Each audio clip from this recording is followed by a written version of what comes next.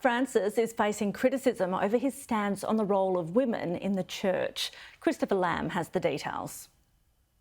Pope Francis on Saturday challenged about the position of women in the Catholic Church here at a university outside of Brussels. The Pope was meeting with students at UCLouvain University, and afterwards the students and the university issued a statement saying they were disappointed with the Pope's remarks on the role of women. They feel that the Catholic Church should do more to include women in their positions of responsibility and authority. That's something that was also addressed when the Pope visited another branch of the university here in Belgium.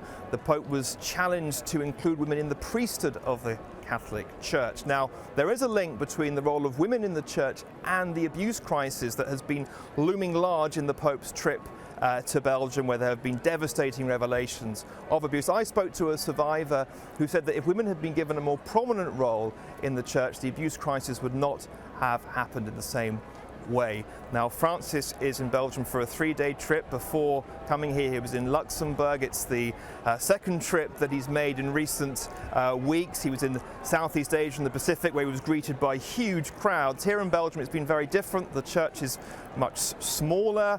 There haven't been the same crowds. It's been a tough trip for the Pope in some ways. He has been able to get some key messages across to the students on the environment and inequality. The students and the university applauded him for that, but there is this key tension between the position of the Church and the role of women, what Catholics would like to see change in the Church. That's something the Pope has been forced to look at whilst in Belgium. Christopher Lamb, UCLouvain, Belgium.